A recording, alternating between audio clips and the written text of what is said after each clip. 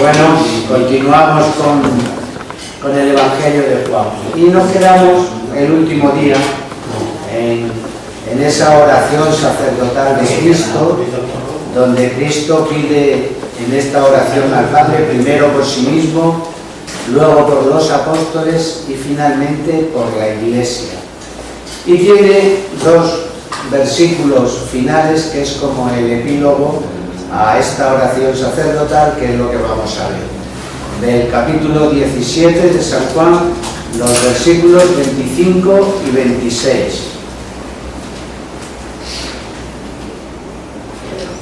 Padre justo, si el mundo no te ha conocido, yo te conocí, y estos conocieron que tú me has enviado, y yo les di a conocer tu nombre, y se lo haré conocer para que el amor con que tú me has amado esté en ellos, y yo en ellos. Y yo en ellos. ¿Veis? Estos dos versículos es como una complacencia de Cristo en la fe de sus apóstoles.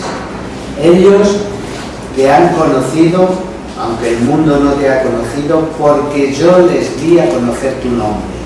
Es decir, ellos conocieron al Padre por la predicación de Cristo, por su Evangelio, y les dice, les he dado a conocer su nombre y se lo haré conocer. Es decir, se está refiriendo a esa obra que Cristo va a continuar después de su resurrección, esos 40 días que está entre sus apóstoles, hablándoles del reino, del reino de Dios, y se lo hará conocer de una forma mejor aún con la venida del Espíritu Santo. Y termina, para que el amor con que tú me has amado esté en ellos y yo en ellos. ¿En qué sentido pide Cristo a su Padre que el amor con que tú me amaste esté en ellos? Bueno, pues por razón del cuerpo místico de Cristo, estando ellos unidos vitalmente a Cristo como el sarmiento a la vid, en ese cuerpo místico en el que Cristo es la cabeza, pues ese amor del Padre a Cristo cabeza se transmite también a sus miembros, formando así lo que decía San Agustín, el Cristo total, Cristo cabeza y nosotros miembros de ese cuerpo misterioso, de ese cuerpo místico. Como continúa el capítulo 18 de San Juan y el capítulo 19 con la pasión de Cristo, empieza con la prisión de Cristo en Getsemaní. Y Juan sabemos que tiene ciertas peculiaridades en el Evangelio, porque, por ejemplo, no narra nada más en Getsemaní, que fue apresado, pero no narra realmente la pasión de Cristo en Getsemaní, no narra otras muchas cosas. Pues lo que vamos a hacer es que vamos a hablar de la pasión de Cristo, no atendiéndonos estrictamente al Evangelio de Juan, sino pues repasando algunos salmos, repasando otros textos de los otros evangelistas sinópticos, en definitiva un poco viendo la charla esa que tenemos de la pasión, en donde vemos realmente lo que fue la pasión de Cristo. No es que con el Evangelio de Juan no se vea, sino que centra más en otros puntos que quizás el próximo día sí podamos distinguir esas peculiaridades de Juan y su Evangelio. Podríamos decir que lo que le costó a Jesús convencer a sus discípulos que el reino que él predicaba no era un reino como los reinos de la tierra, como los reinos de este mundo, sino que su reino iba a terminar en una crucifixión entre ladrones y después de una pasión atroz. Bueno, pues así se lo fue manifestando. Es verdad que se lo fue revelando veladamente y por eso quizás les costó comprender. Primero, en el bautismo, Juan, el Bautista, dice a sus discípulos, de los que entre ellos muchos o algunos van a ser discípulos de Cristo, ahí tenéis el Cordero de Dios que quita el pecado del mundo. ¿Veis? Además, con esta imagen del Cordero, ellos como judíos, sí les era fácil recordar aquel otro Cordero degollado y sacrificado en la primera Pascua. eso tenía significado para ellos, pues Juan el Bautista les dice: igual que aquel cordero os liberó de la esclavitud, este cordero os va a liberar del pecado. En la profecía del siervo de Yahvé, en el capítulo 53 de Isaías, conducido como oveja al matadero para ser inmolado por los pecados de todo. Y más tarde, cuando Jesús se comparó con la serpiente de bronce, alzada en el desierto, para que mirándola quedaran limpios de sus llagas los judíos. Pues así Jesús sería elevado en el Gólgota, atrayendo a todos hacia sí. Bien, estas maneras un tanto veladas fue la forma en que Jesús trató de convencer a sus discípulos cuál era el reino que él predicaba.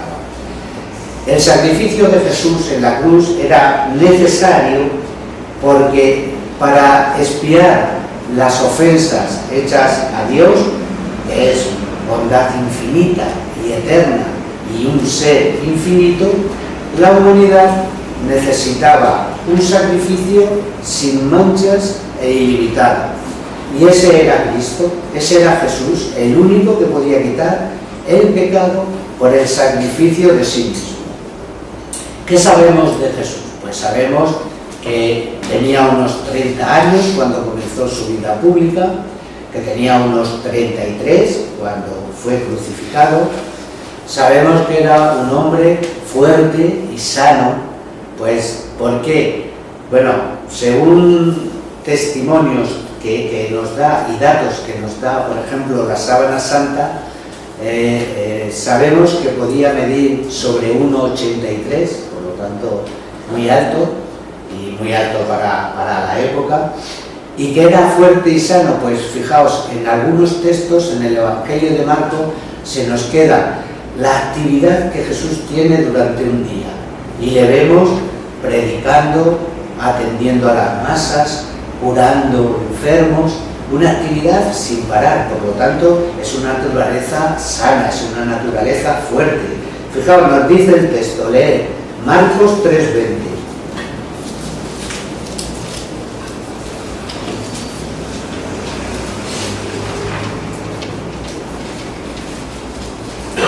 Volvió a casa y luego se reunió tanta gente que no podía ni comer. Ni para comer tenía tiempo, o sea, tenía tal actividad. De todas formas, cuando Jesús se entregaba a la predicación, cuando Jesús veía el fruto y veía que había posibles conversiones, pues Jesús se le olvidaba hasta comer. ¿Recordáis el episodio con la samaritana? Que los discípulos habían ido al pueblo y él, en esa conversación con la samaritana, cuando ve venir a los samaritanos y dice: mirad, la mies ya está para segar, es decir, estos van a recibir el fruto de mi predicación. Con esa emoción llegan los discípulos que habían ido al pueblo a por comida y le dicen: maestro, come. Y les dice: yo tengo otra comida que vosotros no conocéis. Mi comida es hacer la voluntad de mi Padre. Esa, a veces digo que Jesús en esa predicación y viendo los frutos de esa predicación, hasta ni para comer tenía tiempo. También conocemos su fisonomía moral, es decir, la delicadeza de su corazón. Se apenaba por la dureza de corazón de los que le censuraba que curara el sábado.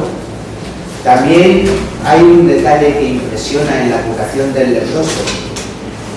Le dice el leproso: si quieres, puedes limpiarme.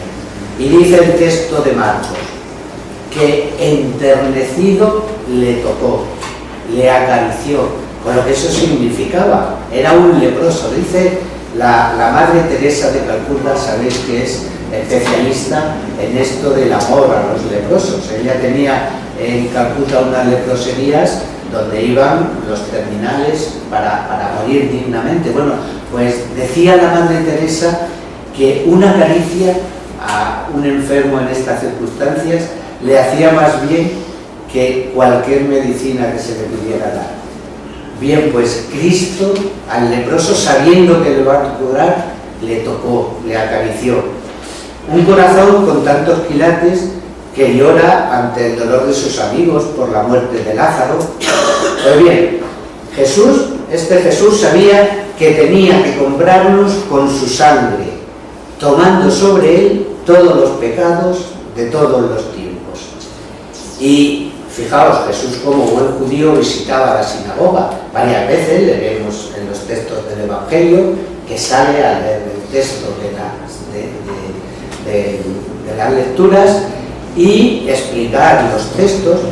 Bien, pues en esas muchas veces que Jesús visitaba la sinagoga, ¿cuántas veces oiría el texto de Isaías que dice: aunque vuestros pecados fueran como la grana, cual la nieve blanquearán, aunque fueran rojos como el carmesí, cual la lana quedará?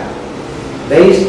Por lo tanto, él sabía que era quien tenía que blanquear estos pecados. Por lo tanto, la pasión fue algo permanente en toda su vida.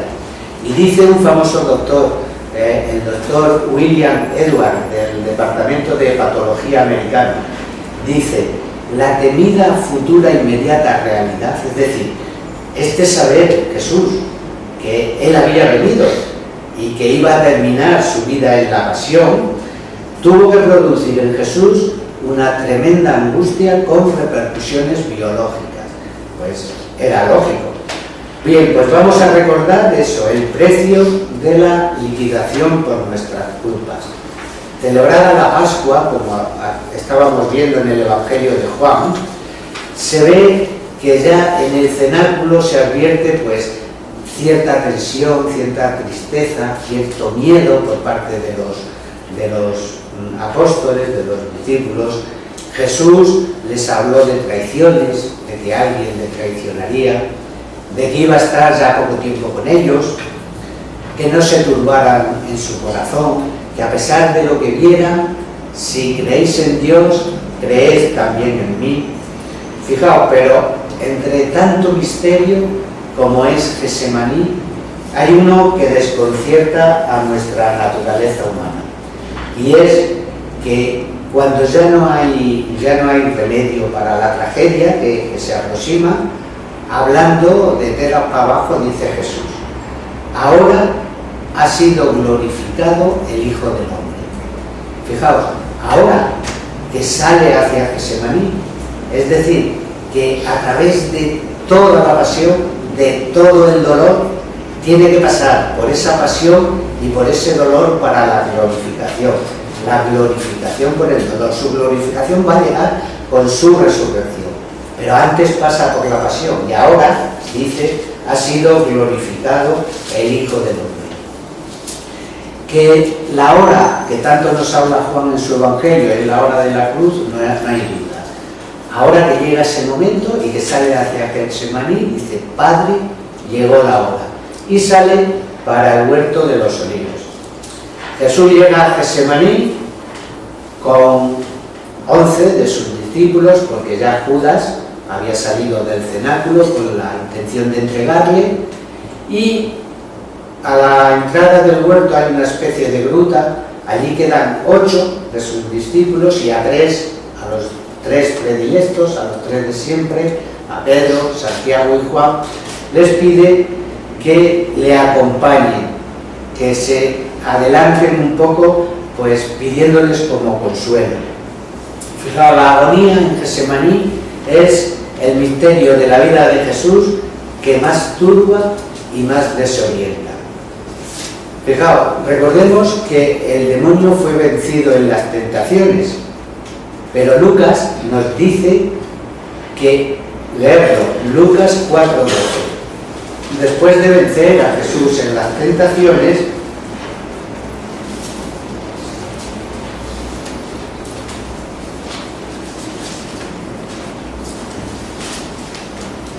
respondiéndolo, díjolo Jesús: dicho estás. Eso no. Bueno, sí, el 12. ¿El 12? ¿Del 4 de Lucas? Sí. Sí. Sí, sigue. Dicho está: no tentarás al Señor tu Dios. Acabado todo género de tentaciones, el diablo se retiró de él hasta el tiempo determinado. Se retiró de él hasta un tiempo determinado, hasta un tiempo oportuno, dice en otra traducción. Bueno, pues este parece que es el tiempo oportuno donde Satanás, Dios permite que Satanás vuelque todo su odio en la naturaleza humana de Cristo. Fijaos, y aquí se ve cómo actúan. Aparecen en el Apocalipsis, en el capítulo 13, si alguna vez habéis leído, aparecen dos bestias. Aparece en el capítulo 12 el dragón, bueno, aparece primero esa señal en el cielo, una mujer vestida de sol, y luego aparece un dragón con una fuerza increíble simbolizando al demonio. Bueno, pues este dragón, este demonio, en el capítulo 13 se sirve de dos bestias que aparecen también en el Apocalipsis. Una bestia primera que viene de Occidente, viene del mar, con mucha fuerza, al que el dragón le da todo su poder y representa al poder político. En ese caso, primero, primitivo y como primer simbolismo, pues al Imperio Romano, que es a quien el dragón se dedica a perseguir. No ha podido con el niño que iba a dar luz la mujer, ni con la mujer, y se dedica a perseguir a los descendientes de la mujer, es decir, a la Iglesia. Bueno, pues esa primera bestia representa el poder político, pero esa primera bestia representa, decíamos, en una primera instancia al Imperio Romano, pero sigue actuando la primera bestia, por lo tanto representa a todo poder político corrupto, todo poder político pues que dicta leyes injustas, que van contra Dios, que van contra la vida. Esa representa a la primera bestia. Y aparece una segunda bestia que representa al sacerdocio pagano, podríamos decir al poder religioso. Bueno, pues dice aquí Lucas, el demonio se retiró hasta un tiempo oportuno. Y este es el tiempo oportuno, porque mirad, aquí se ve cómo actúan perfectamente las dos bestias. Os lo voy a leer y verás que pronto lo recordáis. Aquí tenéis a vuestro rey. Y ellos gritaron, crucifícale. Y dice, ¿a vuestro rey voy a crucificar? Nosotros no tenemos más rey que el César. Ahí están las dos bestias, el poder político y las autoridades religiosas. Ellos gritaron, crucifícale, y los príncipes de los sacerdotes le respondieron, no tenemos más rey que el César. Es decir, rechazaron a Cristo y encumbraron al César, rechazaron al Cordero y adoraron a la bestia, porque el César reclamaba para sí no simplemente respeto, pedía que se le ofreciese sacrificio como Dios, porque se atribuía atributos divinos. Y los príncipes de los sacerdotes se lo ofrecieron cuando entregaron al Cordero de Dios. ¿Veis? Digo que se ve cómo el demonio se sirve de sus poderes, y aquí se ve perfectamente en la pasión de Cristo cómo esas dos bestias del Apocalipsis actúan. Bien, dice que se retira hasta un tiempo oportuno. Si repasamos los textos, vemos cuál es el estado de Jesús en Getsemaní. Por ejemplo, no leemos porque como es un poco largo y a lo mejor, el Salmo 116 dice, sentía angustias de muerte, 116:3. O en Mateo, mi alma está triste hasta el punto de morir. Fijaos, sabiendo que es Dios, que Jesucristo era Dios, pues cuesta creer que esa naturaleza humana esté tan empobrecida, que tiemble y que tenga necesidad de pedir ayuda a los suyos, a sus amigos íntimos. Dice San Pablo en la segunda carta a los Corintios, el que no conoció pecado, se hizo pecado. Y esta es la terrible agonía de Jesús en Getsemaní. Es decir, que Jesús no carga en Getsemaní con un saco y apuesta con nuestros pecados, no. Jesús en Getsemaní se hace pecado. Es decir, se sienta ante el Padre un criminal, un adúltero, un traidor, un blasfemo, y es normal Pues que en este estado Jesús en Getsemaní nos diga Lucas que sudó sangre. Fijaos, hay unas visiones que tiene una beata alemana, Anna Katharina Emmerich, que tiene unas visiones sobre la pasión de Cristo y nos dice ella, en ese momento en Getsemaní vi cómo por su cabeza pasan todos los malos pensamientos y cada mal pensamiento es una espina más que se clava en su cabeza.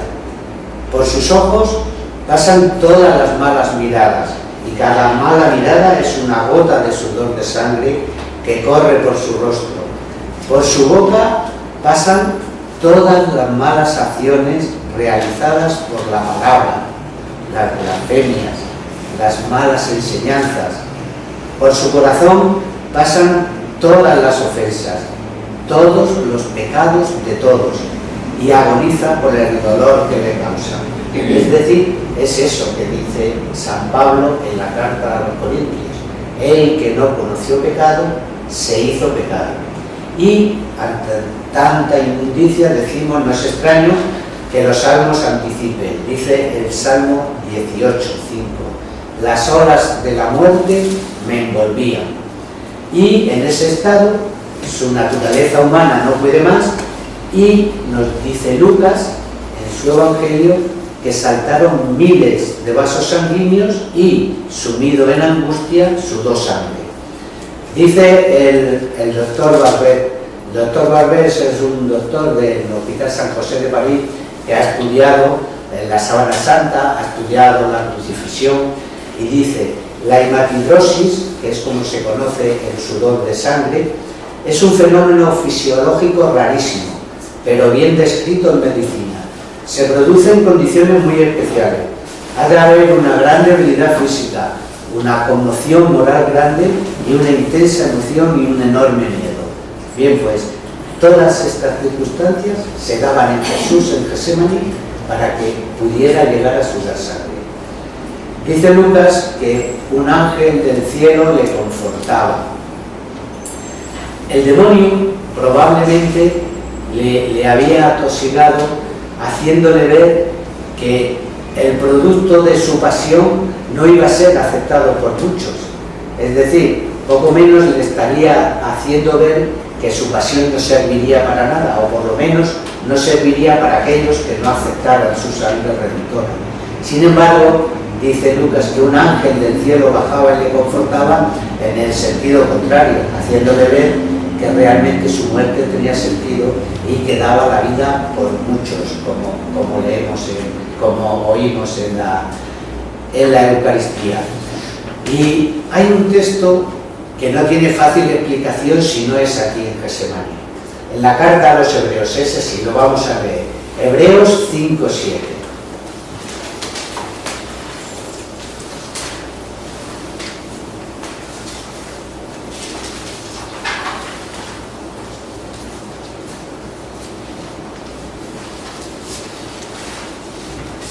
Habiendo ofrecido en los días de su vida mortal ocasiones y súplicas con poderosos clamores y lágrimas al que era poderoso para salvarle de la muerte, fue escuchado. Fijaos lo que dice el texto. Dice: habiendo ofrecido en los días de su vida mortal ruegos y súplicas con poderoso clamor y lágrimas al que podía salvarle de la muerte, fue escuchado. ¿Cómo que fue escuchado? Parece que está diciendo que pidió al Padre no morir y fue escuchado, y sin embargo murió. Bueno, pues la explicación quizás está aquí, decía en Getsemaní. Jesús sabía que tenía que llegar a la cruz y se encuentra en tal estado en Getsemaní que se ve morir, se ve no llegar a la cruz y pide al Padre no morir para poder llegar a la cruz. Esa es la explicación de este texto, quizás un tanto complicado, de Hebreos. En estas condiciones Jesús buscó consuelo y no lo encontró. Volvió a sus discípulos y estaban dormidos. Es más, al ser apresado Jesús, sus discípulos, abandonándole todos, huyeron. Fijaos cómo debió dolerle el abandono de los suyos, que nos dice el Salmo 88. Has alejado de mí compañeros y amigos, son mi compañía las tinieblas. Y así, hacia la medianoche, aproximadamente, es conducido a casa de Anás y Caifás. Le llevaron primero a casa de Anás, que era el suegro de Caifás, por deferencia, era un personaje ilustre, había sido sumo sacerdote y de su descendencia, de su casa, habían sido los sucesivos sumos sacerdotes. Le preguntan sobre su doctrina y Jesús le remite pues a cuantos le habían oído. Yo he estado predicando públicamente, preguntarle a los que me oyen. Y dice el texto que uno de los alguaciles le dio un bastonazo que debió dañar seriamente el pómulo, porque es una de las marcas de la pasión que se ven en la sábana. En casa de Caifás se lleva a cabo un juicio, pero un juicio en el que se saltan todas las leyes. No podían juzgar de noche, no estaba reunido todo el Sanedrín y se lleva a cabo, digo, este juicio. Y Caifás sabía que solamente podría acogerse a lo que el reo dijese, a lo que Jesús dijese. Por eso, astutamente le pregunta a Jesús si era Dios. Y ante la respuesta de Jesús, tú lo has dicho, pues la típica reacción de los judíos: espavientos, vestiduras rasgadas. ¿Se ha hecho Dios? ¿Qué os parece?, le pregunta al Sanedrín, y todos contestaron: reo es de muerte. En todo este proceso, en casa de Caifás, Pedro y Juan le seguían de cerca. Dice el texto que porque Juan era conocido del sumo sacerdote. Recordáis que Pedro, poco antes, en la última cena, había dicho que le seguiría hasta la muerte. Y Jesús le predijo que antes que cantara el gallo 3 veces le negaría. Y por 3 veces, dice Marcos, que empezó a echar imprecaciones y juramentos. Es decir, que no soltaría a Pedro por la boca ante la acusación de que si era uno de ellos, de si conocía a Jesús. Jesús cruzó el patio, miró a Pedro, cantó el gallo y Pedro, recordando lo que Jesús le había predicho, dice el texto que salió y lloró amargamente. Fijaos, esa fue la diferencia entre Pedro y Judas. Pedro se arrepintió y fue perdonado, mientras Judas se desesperó, porque realmente el pecado, pues el negar a Cristo, no sé si no está a la par que el entregarlo, ¿no? Jesús apresado esa noche, y en casa del sumo sacerdote se celebraba, donde se reunía el Sanedrín, se celebraban los juicios, había una especie de cárcel, y allí pasa toda la noche hasta que por la mañana, muy de temprano, seguramente antes de las 7 ya estaba ante Pilato. Allí pasa la noche.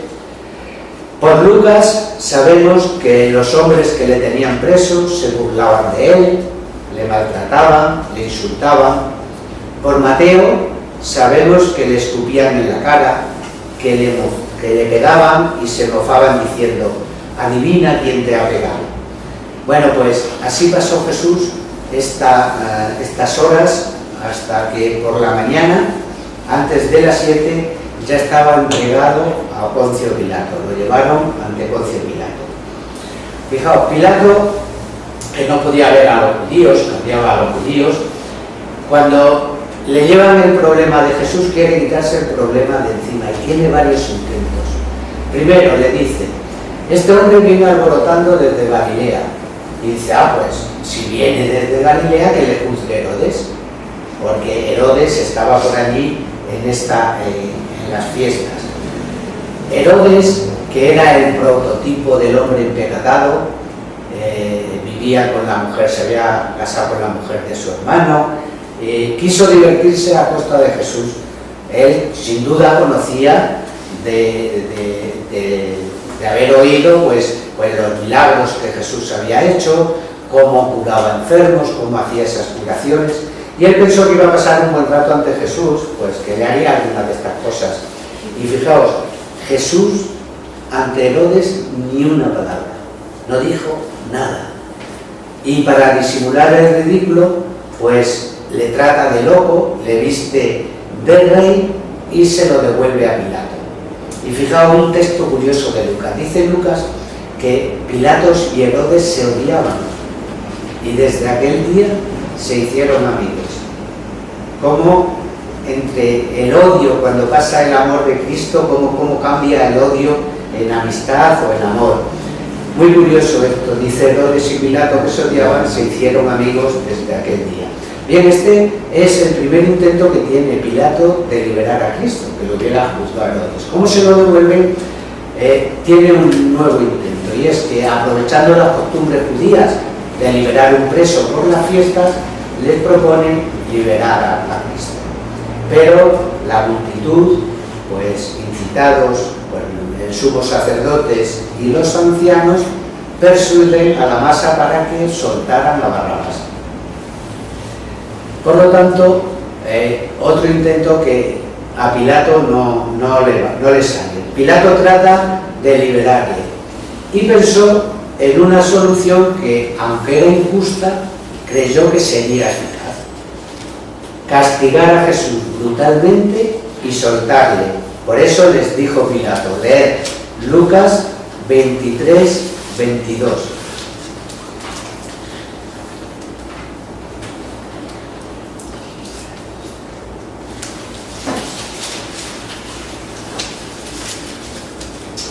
Él, por tercera vez, les dijo, pues qué mal ha hecho esto. Ningún delito digno de muerte había en él.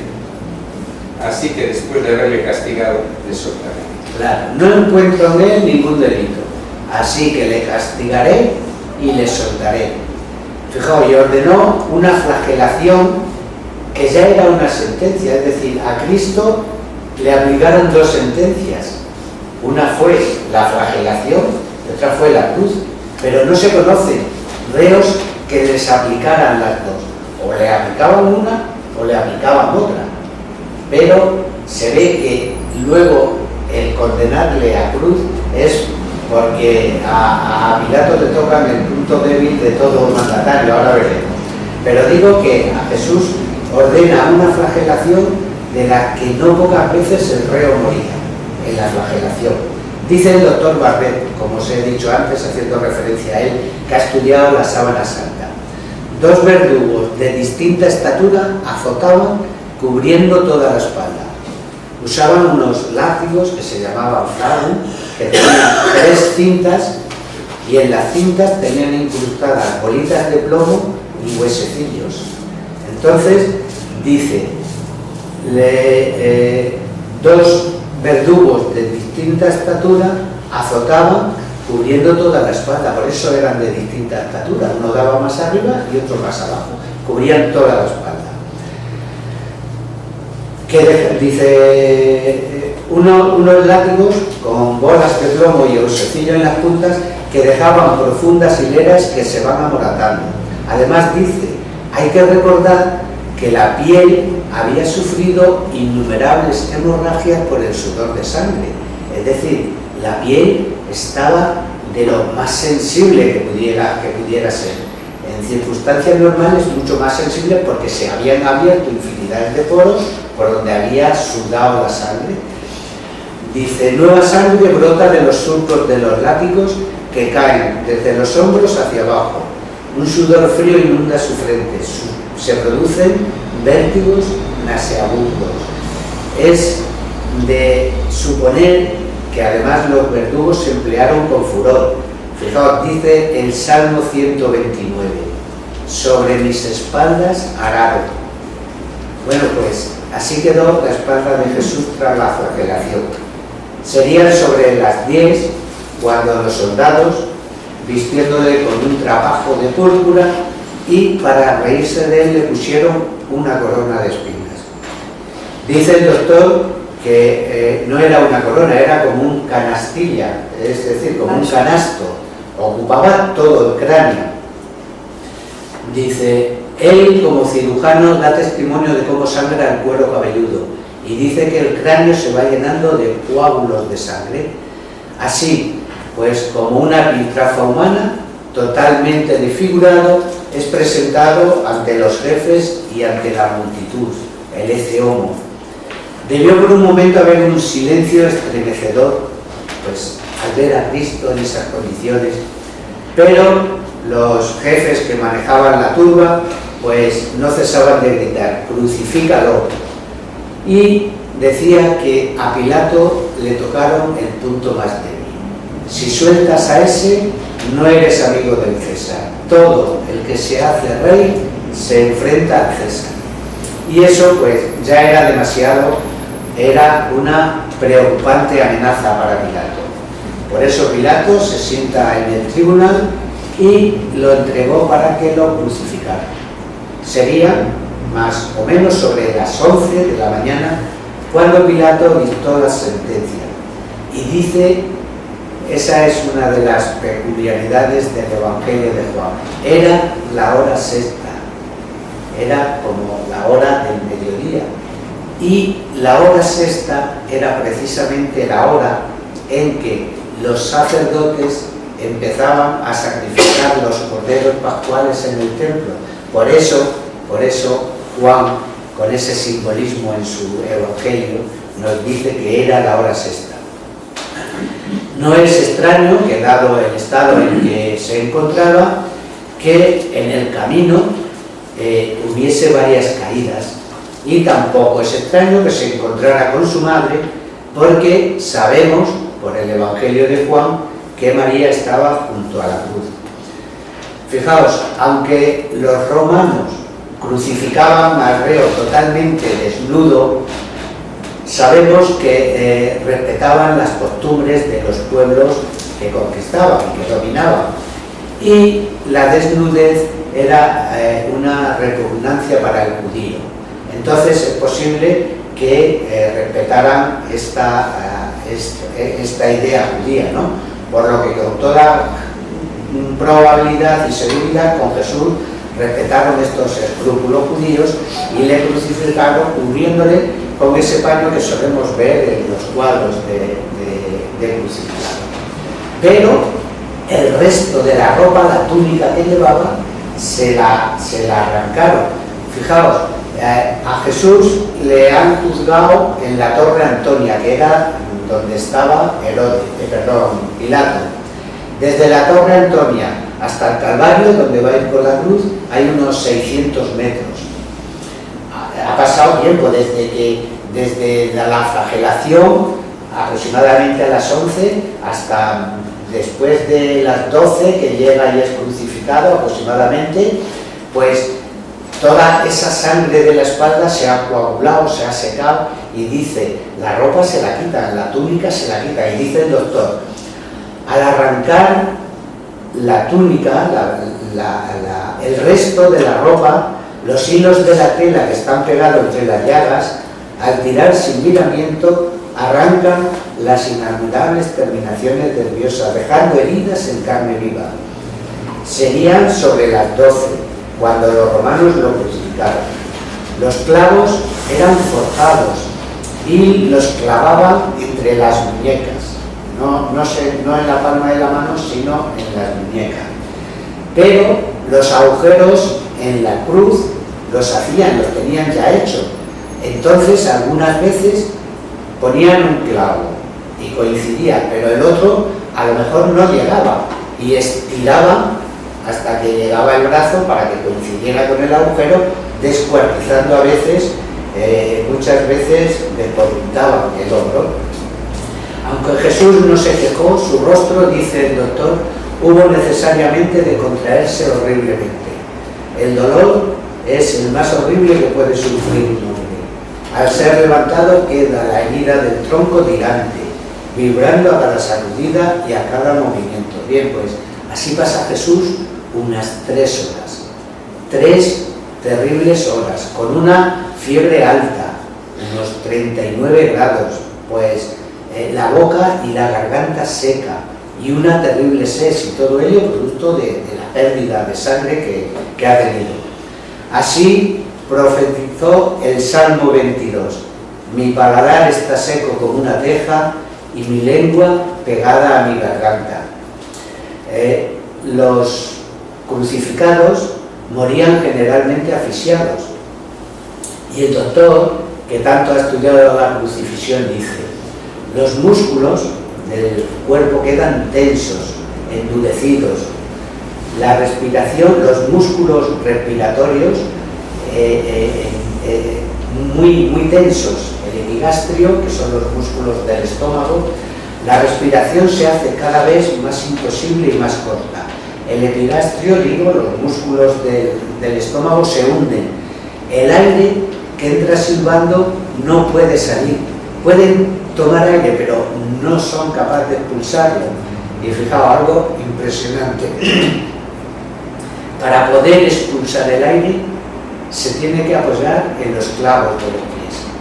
Y de esa forma conseguía expulsar y durar en ese estado de agonía un poco más. Y en este estado, pues todavía lo que más debió dolerle, lo que más debió lacerar su corazón: burlas, retos, desafíos. Baja de la cruz y creeremos en ti.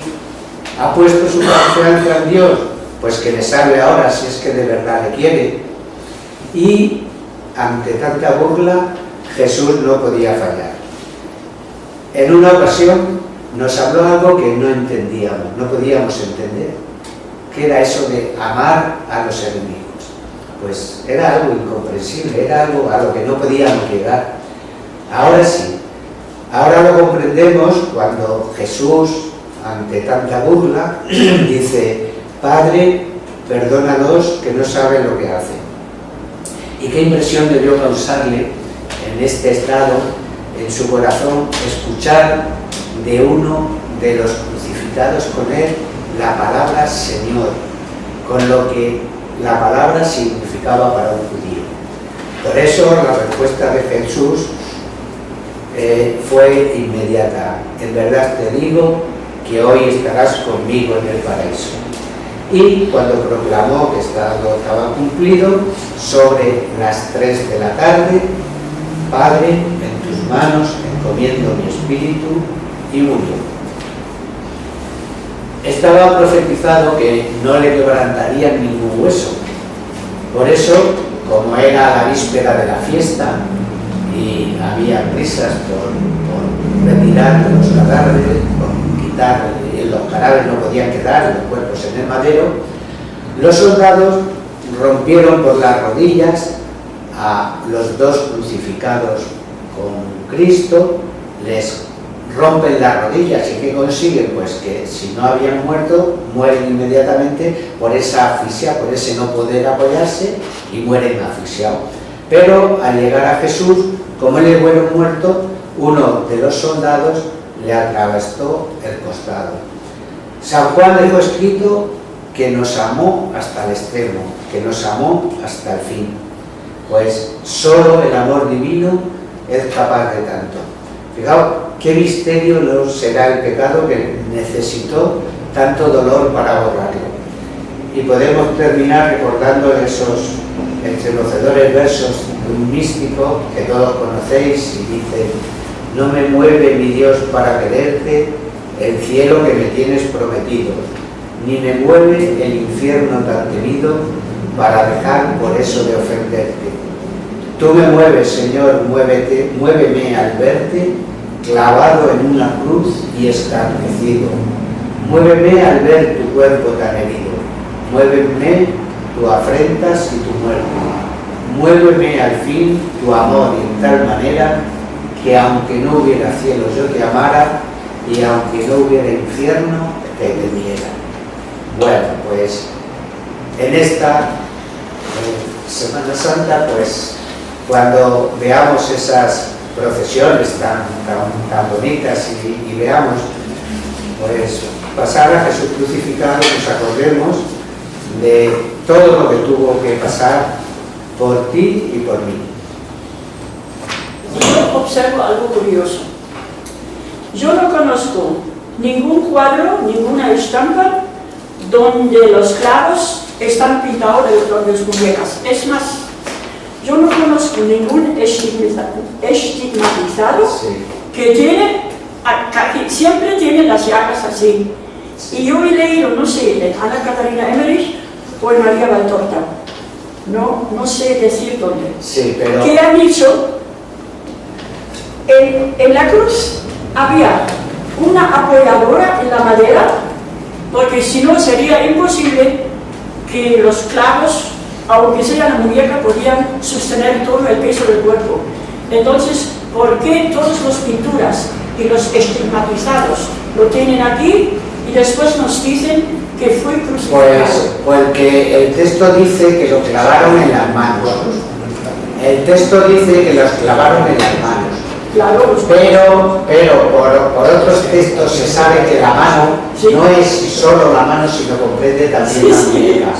Y entonces es muy probable, muy posible que fuera que salgan los estigmas en la mano, pues es por seguir la tradición del texto del Evangelio. Es decir, quiero decir, el texto dice en las manos, pues no se complica mucho. No tiene importancia, aquí o ahí es importante. Pero lo lógico es por el peso. El doctor dice que ha comprobado con cadáveres el peso de los crucificados y no aguantaría, rasgaría si clavan en la mano. Y si aguantan si clavan en la muñeca. Pero nada más. No tiene en el fondo importancia, la verdad es que ha muerto por nosotros. Sí. Sí, por la sábana santa sabemos Sí. que fue en la muñeca. Sí. O sea que no en la mano, sino en la muñeca. Pero ¿cómo los pintores primeros no lo pintaron así? Bueno, pues porque siguen el texto al hablar de la mano. Yo creo que... Bueno, en el nombre del Padre, del Hijo y del Espíritu Santo. Amén. Virgen, ella como la luna, delicia del cielo, en cuyo rostro se miran los santos y se contemplan los ángeles. Haz que nosotros, tus hijos, nos parezcamos a ti, y que nuestras almas reciban el rayo de esa belleza tuya, que no decae por los años, sino que brilla en la eternidad. María, sol del cielo, despierta de la vida donde hay la muerte, e ilumina los espíritus en que hay la tierra.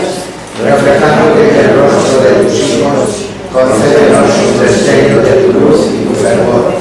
María, poderosa como el ejército, conceda a nuestra vida la victoria.